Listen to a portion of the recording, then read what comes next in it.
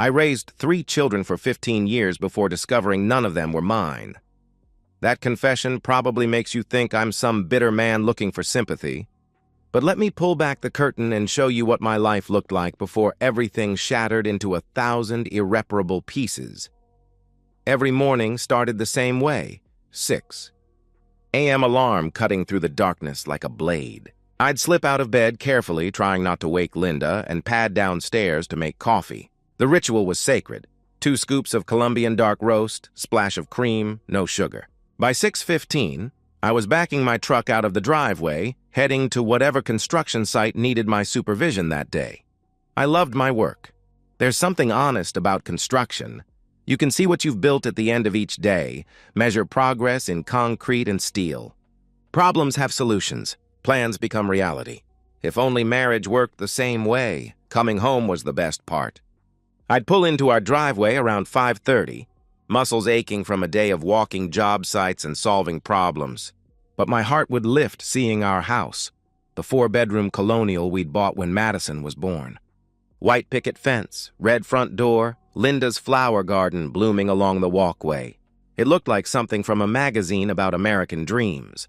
Linda would be waiting with dinner, our established routine playing out like choreography we'd perfected over 15 years. She'd kiss my cheek, ask about my day, tell me about hers while I washed the construction dust from my hands. The organized chaos of 3 kids would swirl around us, homework spread across the kitchen table, sports equipment scattered by the door, the television playing cartoons or whatever show had captured their attention that week. Kyle was 14 then, teetering on the edge between boyhood and becoming a young man. He had Linda's bright green eyes and what I thought was my stubborn streak. Weekends, he'd help me with home repairs, holding tools and asking endless questions about how things worked. "Dad, why do you use a level for everything?" He'd ask one Saturday morning while I hung new shelves in the garage. Because in construction, like life, everything has to be straight and true, or the whole structure will eventually collapse, I'd explain, not knowing how prophetic those words would become. Madison was 11 years old and my little artist, always showing me her drawings, elaborate scenes of dragons and castles, portraits of our family where everyone had enormous smiles. She'd tape them to the refrigerator with ceremony, explaining every detail like a museum curator.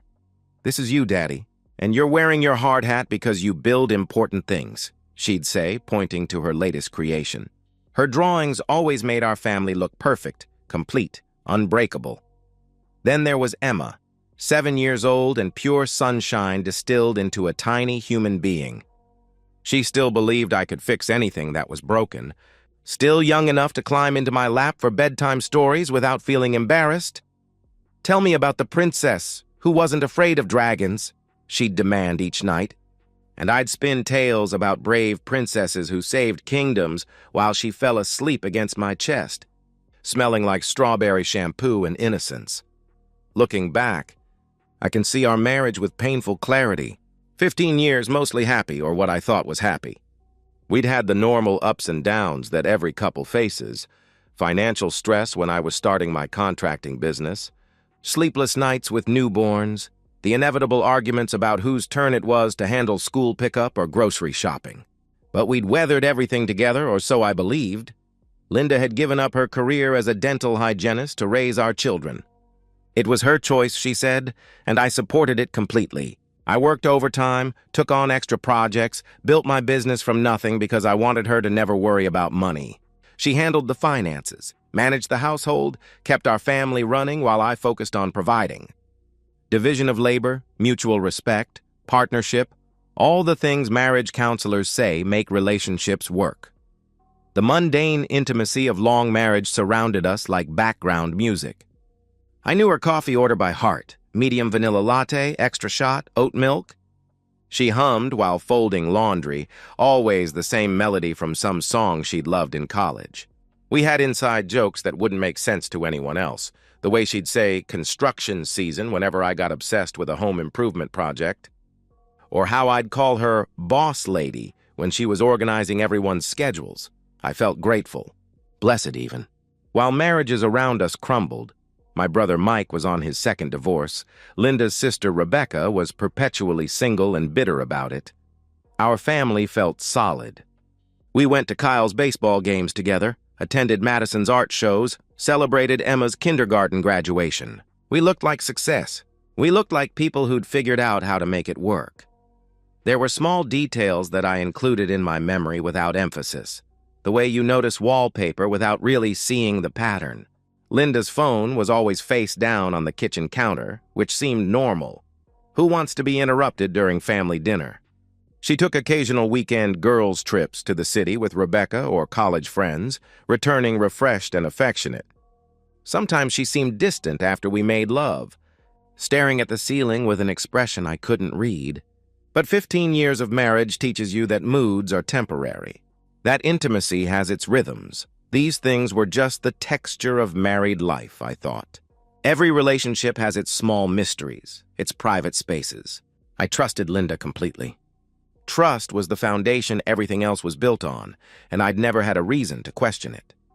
That Tuesday morning in March started like any other. The alarm at 6 a.m., coffee ritual, quiet house with everyone still sleeping. I kissed Linda goodbye, her hair spread across the pillow, and whispered that I'd be at the Riverside construction site all day. Big commercial project, concrete per scheduled. The kind of day that required my complete attention. I reminded Kyle about his bike helmet when he stumbled into the kitchen for breakfast, half awake and grabbing a granola bar. Helmet, kiddo. Every time, I told him. He rolled his eyes but nodded. Yeah, Dad, I know, he replied groggily. We'd had this conversation 100 times. Madison and Emma were still getting ready upstairs, and I called up to them. Listen to your mother today, okay? Love you both. Love you too, Daddy. Emma's voice drifted down, cheerful and bright. Everything was normal. Everything was fine.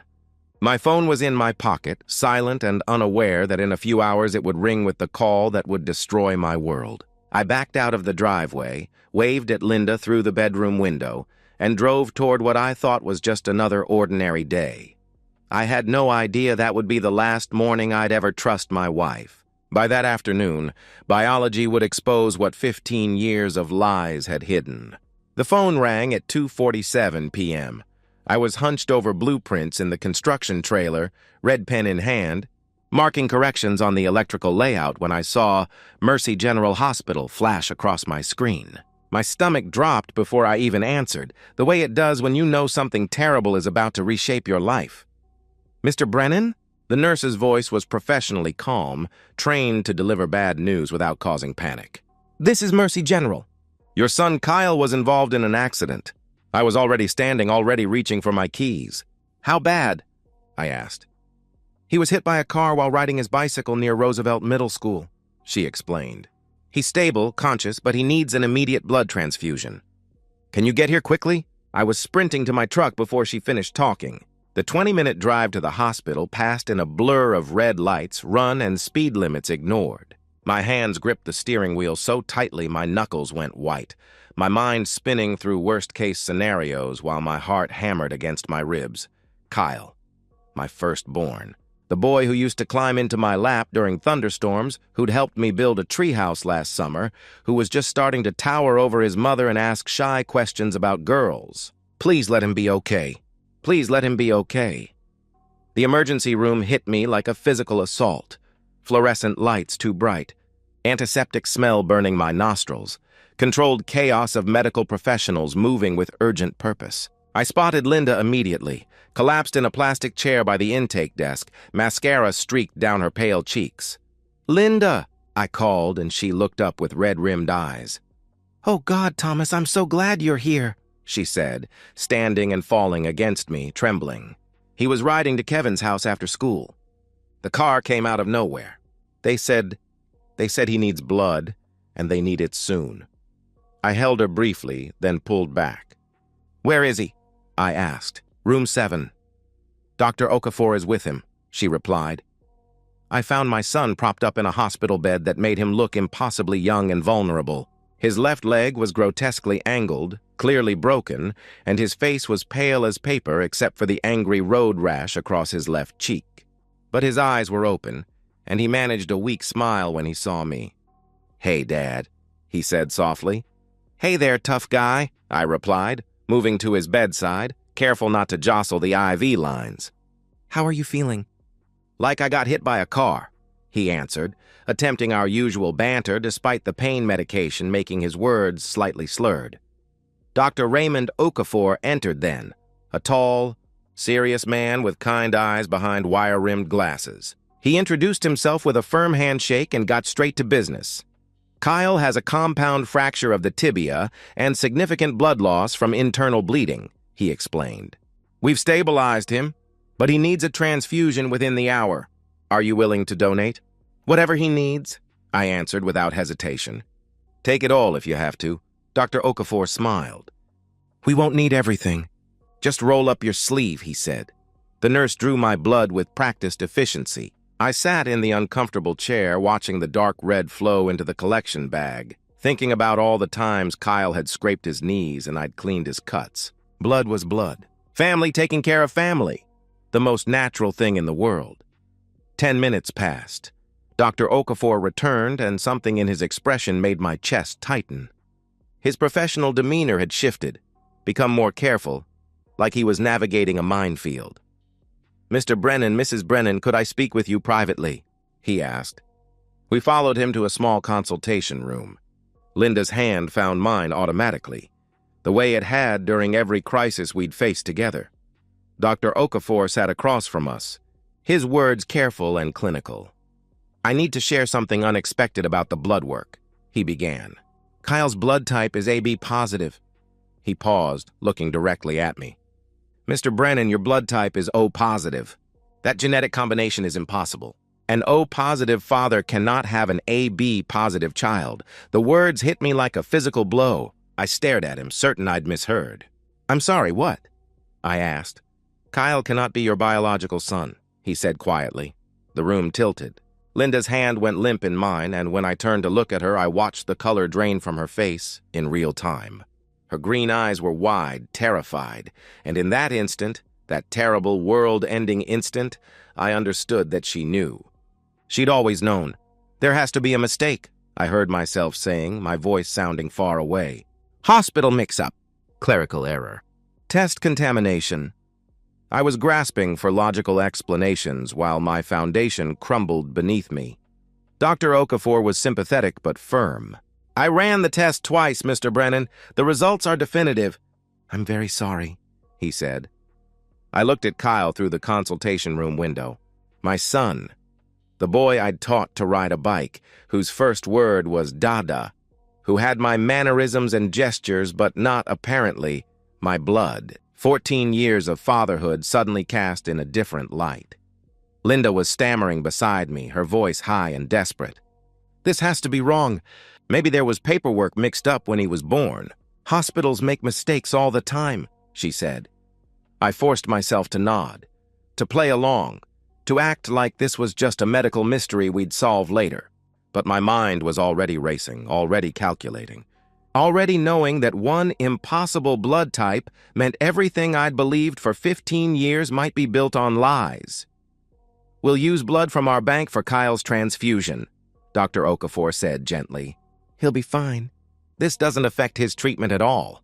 Kyle's procedure went smoothly. I sat beside his bed, holding his hand, stroking his hair, whispering that everything would be okay, while my world exploded in slow motion. He fell asleep from the anesthetic with his hand in mine, trusting and peaceful, unaware that his paternity had just become a question mark. Linda tried to talk to me in the hallway. "Thomas, we need to discuss," she began. "Not now," I interrupted, my voice cold, controlled. "Kyle needs us." "We'll deal with this later." But later was already here, wasn't it? Later was sitting in my chest like a tumor, growing larger every second. I spent the evening mechanically going through the motions, talking to Kyle's doctors, calling our parents with updates, arranging for someone to cover my job site tomorrow. Normal husband and father behavior while my brain worked like a computer, processing possibilities I didn't want to consider. That night, I lay rigid beside Linda in our bed. She was pretending to sleep. I could tell by her breathing, too controlled, too careful. My mind wouldn't stop spinning. What were the odds of a hospital error? Could Kyle have been switched at birth? But no, Kyle looked exactly like Linda's father, had her green eyes, her stubborn chin.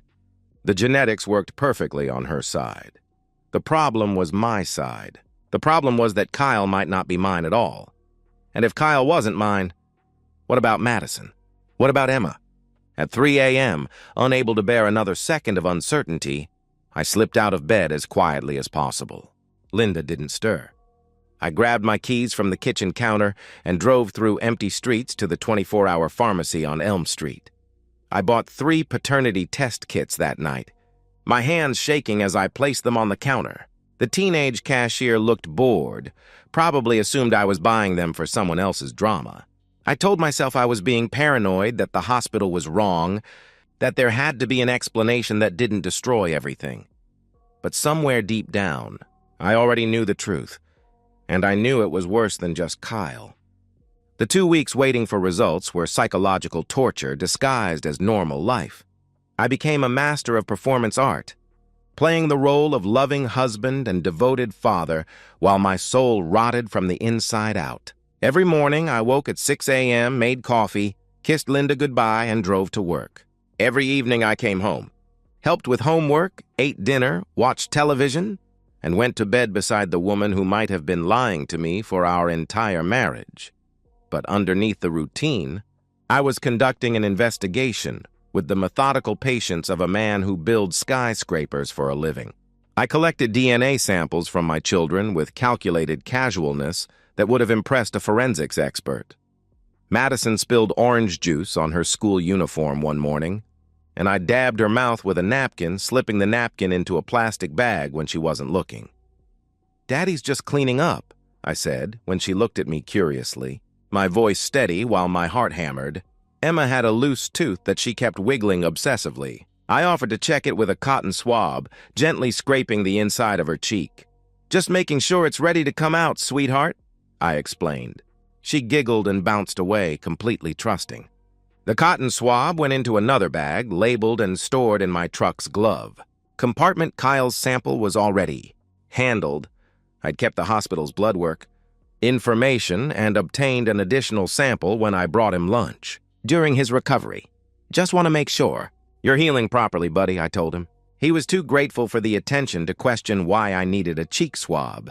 I sent everything to 3 different testing companies because I needed to be absolutely certain before my world officially ended. No room for error.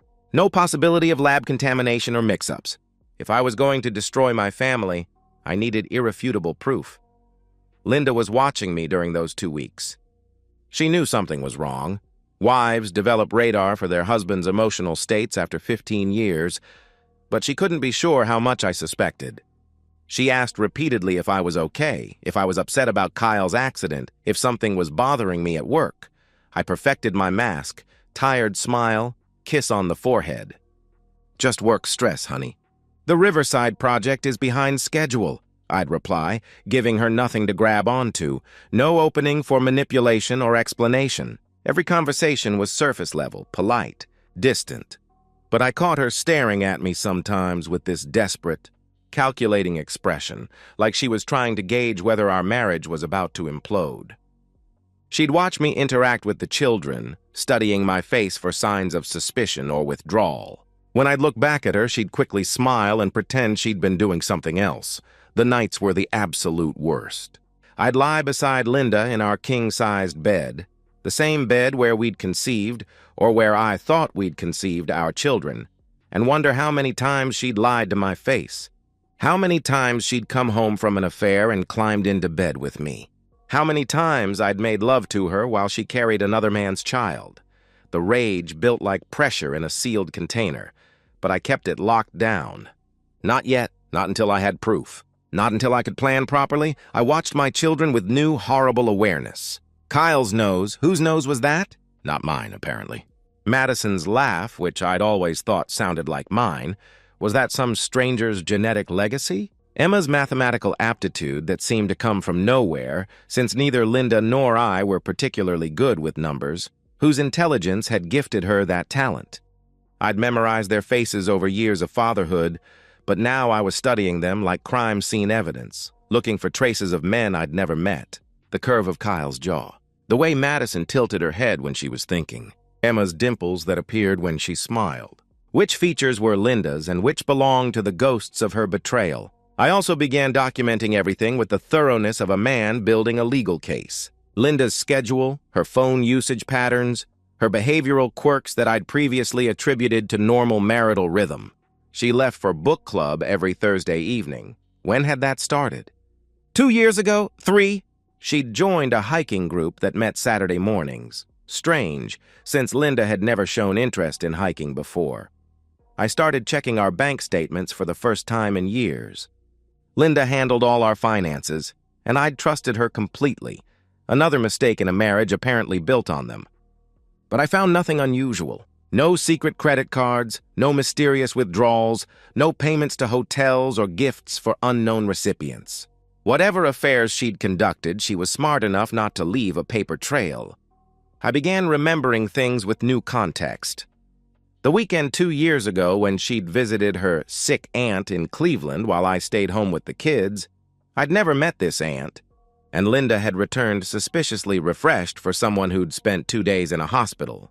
The month she'd joined that book club, coming home with slightly smudged lipstick that she'd explained away.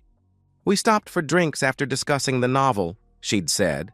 The time she'd come home from grocery shopping with her hair messed up and her blouse buttoned wrong. I tried on a sweater at Target, she'd explained. The changing rooms are so cramped. I'd believed her because why wouldn't I? Suspecting your wife of infidelity while she carried your groceries into the house seemed paranoid and insulting, but now every memory was recontextualized. Every explanation seemed inadequate. Every trip, every late evening, every mood shift took on sinister possibilities. The DNA results arrived on a Friday. 3 separate envelopes in my mailbox, each one potentially containing the end of life as I'd known it. I drove to the Riverside construction site, parked in the back corner of the lot where no one could see me, and opened them with hands that shook like an earthquake victim's. Kyle, 0% probability of paternity. Madison, 0% probability of paternity. Emma, 0% probability of paternity. 3 children, 3 different biological fathers. 15 years of marriage built on lies so profound they rewrote biology itself. I sat in silence for 30 minutes. The papers scattered across my lap, staring at the dashboard of my truck while my brain tried to process the impossible. I didn't cry. I didn't scream. I didn't punch the steering wheel or throw the papers out the window. Instead, I felt something break inside me that would never heal. Some fundamental capacity for trust, for faith in other people's goodness. But I remained absolutely still, absolutely controlled because now I knew the full truth. And now I could plan. I started my truck and drove not toward home, but toward the office building on 5th Street, where I'd seen Sharon Valdez's law practice advertised on a billboard for years. The billboard I'd passed every day without thinking I'd ever need her services. The one that promised aggressive advocacy for family law. I had the proof. All 3 children, conceived during my marriage, raised with my name, loved with my whole heart, none of them mine. Linda had destroyed 15 years of my life with calculated, methodical betrayal. Now it was time to destroy hers. Sharon Valdez's office smelled like leather and expensive coffee, with law books lining the walls and certificates displayed in polished frames. I sat across from her massive oak desk, still wearing my work clothes, and methodically laid out the DNA results like blueprints for a demolition project. She read through each report with the practiced neutrality of someone who'd seen humanity's worst impulses documented in legal paperwork. When she looked up, there was something almost like respect in her dark eyes. "This is paternity fraud on a devastating scale," she said, her voice carefully professional. "In this state, you have grounds for full custody, fraud damages, complete dissolution of marital assets, and 0 child support obligations for children who aren't biologically yours." I surprised her with my first response. "I want custody. They're still my kids. I raised them. I love them. I'm not punishing them for what their mother did." Sharon's expression shifted to something approaching approval. "That changes the strategy significantly. Most men in your position want to walk away from everything," she observed. "I'm not most men," I replied. She explained my legal options: divorce proceedings that would eviscerate Linda in court, potential fraud lawsuits seeking damages for 15 years of deception, immediate legal separation with me retaining the house and primary custody, financial protections that would leave Linda with minimal support and no claim to assets I'd built through my construction business. My supervisor brain applied project management, principles to the destruction of my marriage, identify objectives, allocate resources, establish timeline, execute with maximum efficiency. But the legal victory, satisfying as it would be, wasn't enough. I wanted something more primal, more complete. I want everyone to know what she did, I told Sharon. I want her parents to see their daughter's betrayal. I want my children to understand why their family is ending. I want Linda to face the consequences publicly, with nowhere to hide and no way to spin the narrative. Sharon initially advised against public confrontation. It could complicate custody proceedings if you appear vindictive, she warned. I don't care. She humiliated me privately for 15 years. She'll face justice publicly now, I answered. Together, we designed the plan. A celebration dinner for Kyle's recovery, scheduled for 2 weeks out. Invite both sets of parents, close family friends, key people from our social circle. Create an environment where Linda felt safe and surrounded by people who loved her. Then detonate the truth like a bomb in the middle of our dining room. Sharon prepared multiple copies of the DNA results in sealed envelopes, printed court documents for immediate service, arranged for Linda's bank accounts to be frozen that same evening. Every detail was weaponized for maximum impact. The shock value will prevent her from mounting an effective defense, Sharon explained. By the time she recovers enough to start damage control, the story will be everywhere. Social media, neighborhood gossip, workplace rumors. There's no coming back from this kind of public exposure. I went home that evening and suggested the celebration dinner to Linda. She loved the idea immediately, saw it as proof that our marriage had survived the blood type incident that had shaken her so badly. That's wonderful. Thomas, she said, actually hugging me spontaneously. Kyle will love having everyone together. And it'll be good for us, too. Show everyone that we're stronger than ever. I hugged her back, feeling her body against mine, smelling her familiar perfume, and said nothing. She had no idea I'd already filed divorce papers. No idea that in 2 weeks her entire life would collapse in front of everyone she knew. The waiting period was different now. I wasn't paralyzed by shock anymore. I was energized by purpose. I helped Kyle with his physical therapy exercises, proud of his determination to walk without crutches before returning to school. I took Madison shopping for new art supplies, listening to her excited chatter about a painting she was working on for the school art show. I read bedtime stories to Emma and held her until she fell asleep, her small body trusting and warm against my chest. These moments were precious in a way they'd never been before. The last days before my children learned their family had been built on lies. I was memorizing their innocence because soon it would be gone forever. Linda grew visibly more relaxed as the dinner approached. She bought a new dress, planned an elaborate menu, decorated the house with care.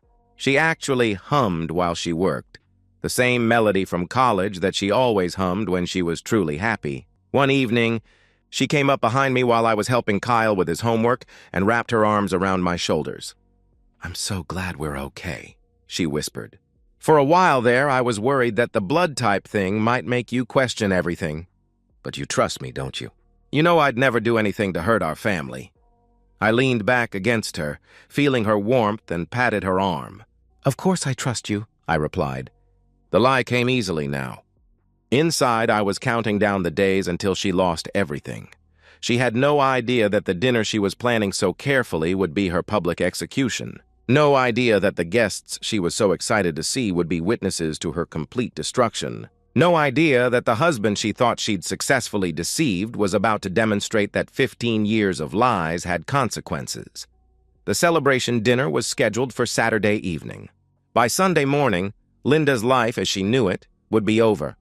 Linda thought we were celebrating Kyle's recovery. She had no idea I was planning her execution. The guests would arrive laughing and smiling, expecting to toast a family that had weathered a crisis together. None of them knew they were about to witness a marriage's public cremation. Saturday evening arrived with unseasonable warmth for early April.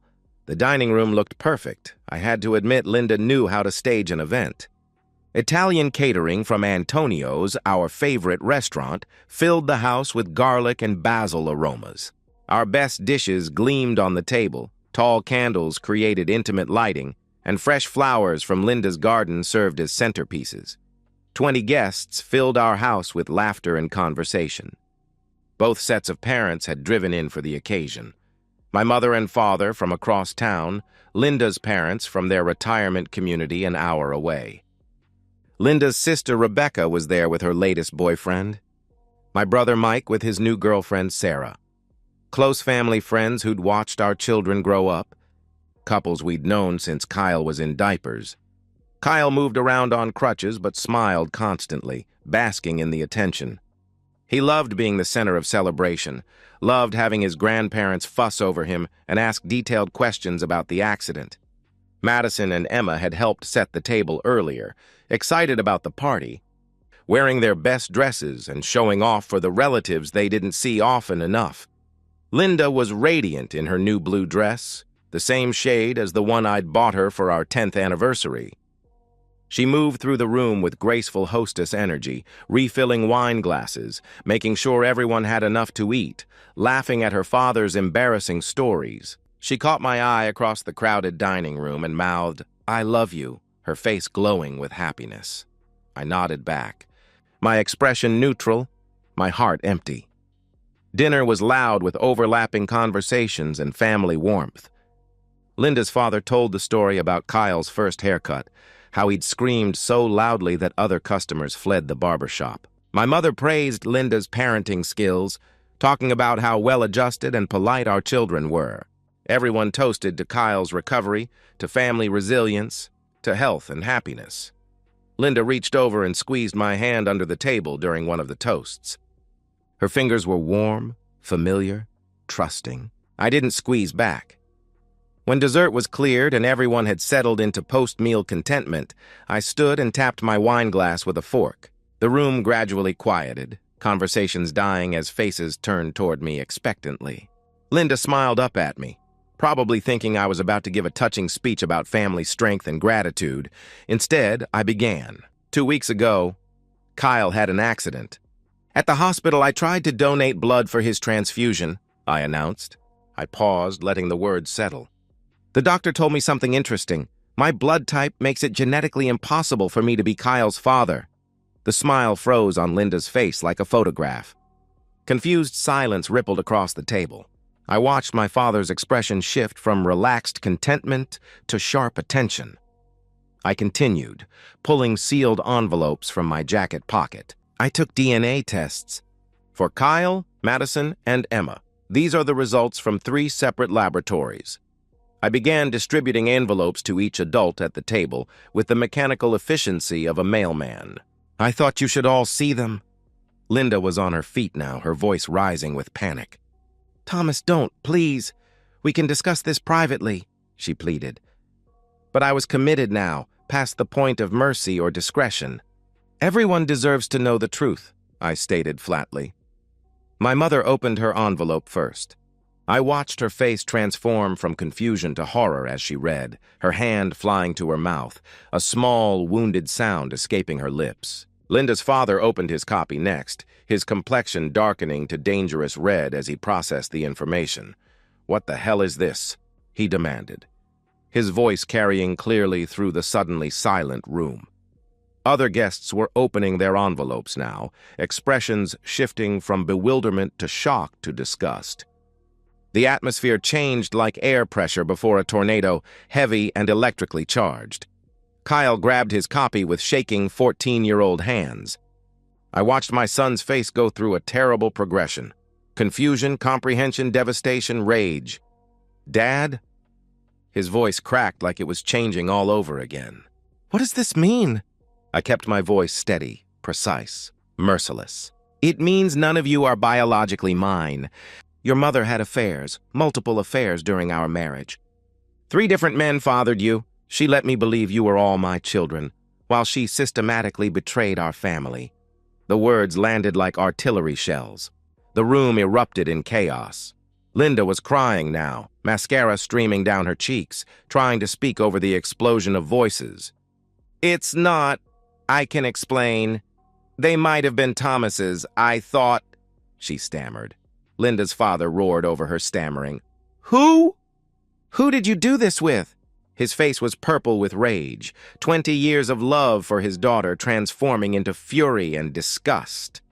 Linda's mother sat white-faced and mute, staring at her daughter like she was looking at a stranger. My parents were both shouting, my father demanding details, my mother asking how Linda could do this to such a good man. Rebecca was crying, repeating, "Jesus Christ, Linda," like a prayer. Madison burst into tears and ran from the room. Emma, too young to fully understand but sensing catastrophe, clung to my leg and sobbed. Kyle struggled to his feet, crutches clattering as he faced his mother with pure betrayal written across his young face. "Mom, how could you do this to Dad? How could you do this to us?" he demanded. Linda tried to explain through her sobs, words tumbling out in desperate fragments. "Different men," she said. "Mistakes during rough patches in our marriage. She'd thought the babies could be Thomas's. She'd prayed they were Thomas's. She'd never meant for anyone to get hurt. You knew they might not be his?" Linda's mother's voice was shrill with horror. "You let this man raise children that might not be his." Kyle was shouting now.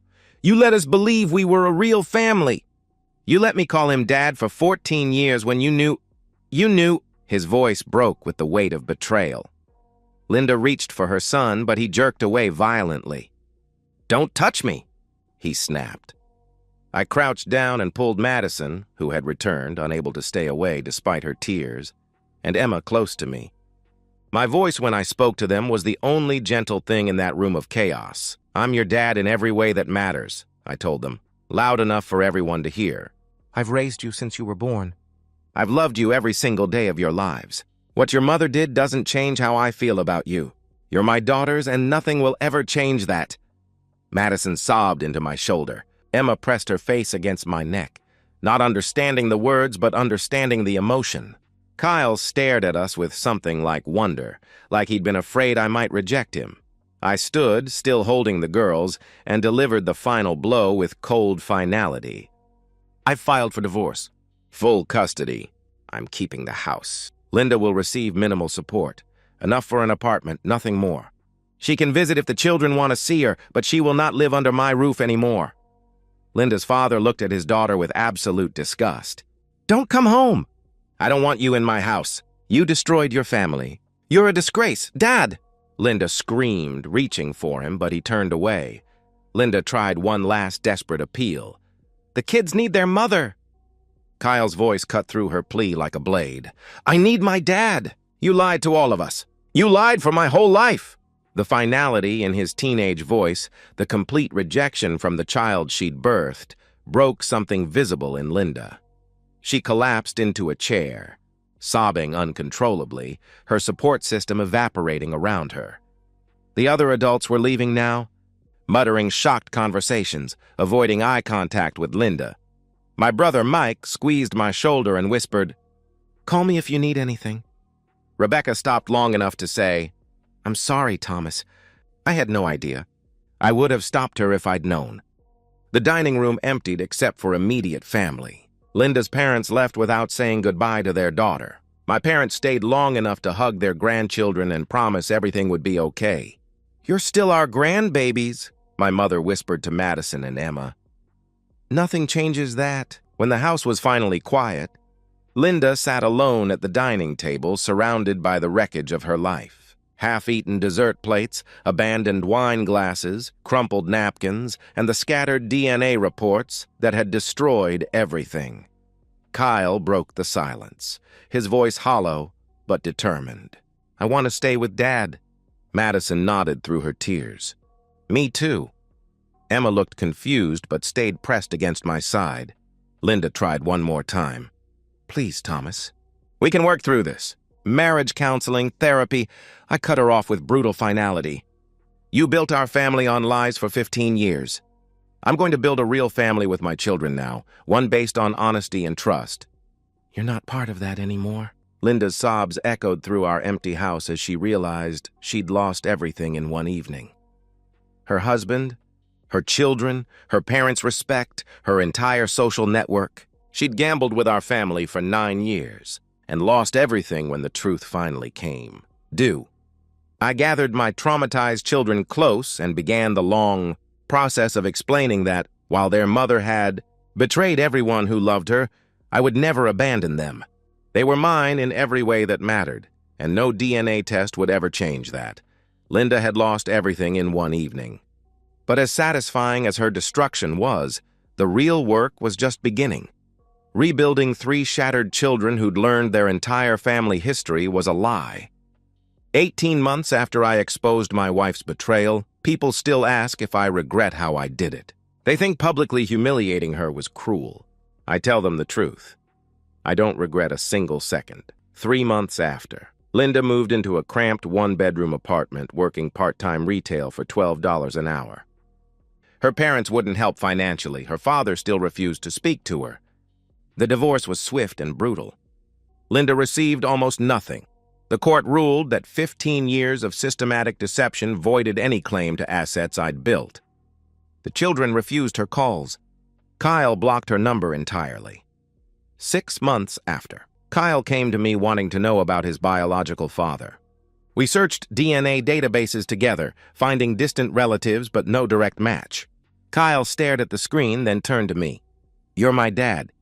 "That guy's just a sperm donor." I had to leave the room to hide my tears. Madison and Emma never asked about their biological fathers.